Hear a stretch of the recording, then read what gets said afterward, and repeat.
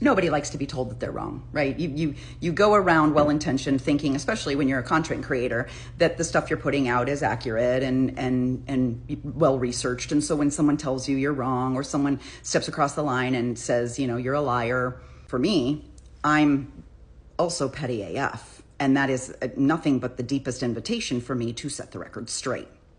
I made a video a couple weeks ago now, 3 weeks ago, I think, about Nebraska and the financial state of Nebraska's budget. And I'm shocked at the number of people that came into the comments and said, wow, this is all wrong. None of this is true. I live here. Where are you getting these details from? This lady's a liar.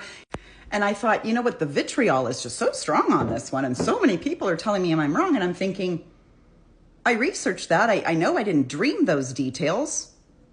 So let's go back and just go pick apart that video and figure out what the heck everyone's talking about. So this is the video here. It is in my timeline. It was made on March 7th, and it has a little over 2 million views. And all of the information that I talk about in the video, I looked online and got all this information. This video originated because there was a woman on TikTok who made a very teary, sad video saying, have you guys heard? Oh my God, I live in Nebraska. We're going bankrupt. And I was thinking, Nebraska's going, what's going on? And then I Googled some stuff, and I know you might not believe me, but let's go through it. Because they have a $400 million budget shortfall. There's a lot of different reasons for it. So right out of the gate, yes, I talk about them having a $400 million budget shortfall. And you might be wondering where I got that information, because I can't imagine that I would have just made up $432 million. Like, that's math that I wouldn't have that's not my favorite number or anything. Where would I have pulled that from? Oh, these articles is probably where I got it. Now, I went on to mention that there were numerous reasons. There are numerous reasons why the state is in this position. And one of them is difficulty with immigrant labor. They need a lot of immigrant labor. Nebraska was one of those states that had there's a lot of farming, a lot of agriculture type businesses, and they use a lot of immigrant labor. Whether they're documented or not does not matter. Not everyone in Nebraska voted for Trump. There's a lot of blue dots, especially in the bigger cities. But the state as a whole is a red state. It voted for Trump collectively as a state, and did so even knowing that he threatened the immigration status of many, many, many, many people. 11 million, gonna deport 11 million people. And there were articles warning Nebraskans, warning America, that this is what it will do to our labor force if he's allowed to mass deport people. And still, Nebraska as a state voted for Trump and voted for his immigration policies. Now, I mentioned the high need for immigrant labor, and that if they don't have this immigrant labor, that our food supply is definitely going to be impacted. So just look at this paragraph below. You can pause and read if you need to, but basically Nebraska is one of the top meat producers, which I discussed.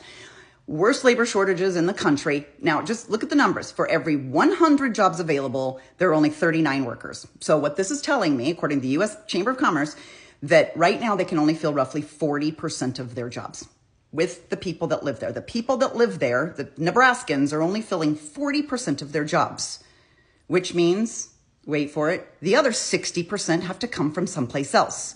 So when I mentioned 60% immigrant labor, there's a part up here where they talk about the need for more immigrant labor. And it's okay if it's legal or illegal. Let's find a way to give them temporary visas. Let's figure out a way to get them here, because they can't fill their jobs in Nebraska. Yeah, so you're giving a little bit of a mixed message when you say, we really, really need immigrant labor. We will incentivize you to come here, but then you vote for Trump's immigration policy, which is lock them all up or get them the hell out. Budget committee has gone back to work, and they're trying to find places where they can find this money. And they've identified 165 million more in revenue that they can bring in. So yes, they found a way almost immediately to say, that was the good news. That was the whole reason I made the video, was that they had found $165 million in different cuts and maybe changing some tax code and those kinds of things that could get them back about $165 million. So, which comes directly from this article. Look, here's $165 million in potential new revenue. Roughly 65 of it is additional tax revenue. So there's different ways that they're going to try and make up that $165 million. For those of you who know basic math, we started at 432 million. When you take away 165 million, it leaves you with $267 million deficit, right? And you can see this is on February 28th. Now, I mentioned other cuts that they would be making, like this one, for example. They cut a major portion of funding to the University of Nebraska Medical Center, which is quite frightening for the people who work there and a lot of the research they're doing. I don't know why I would lie about cuts to the University of Nebraska Medical Center, but there it is. This is actually, I think there's multiple University of Nebraska Medical Centers. This is the one in Lincoln.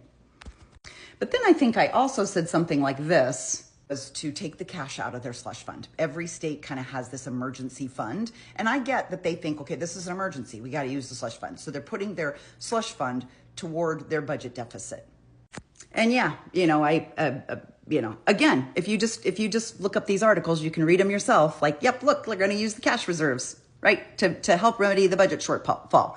But I'd also warned that by doing this, they're going to start to see reduced federal funding, right, with the DOGE cuts. So they shouldn't dip into this because they're going to have to pay more in exchange for the federal cuts they're no longer getting. And sure enough, 1 week after that last forecast, their forecast jumped by 22 million.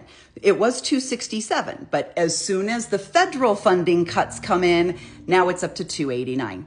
Like, you're making this way too easy for me. You act like I made all this shit up and it's right the fuck here on the internet.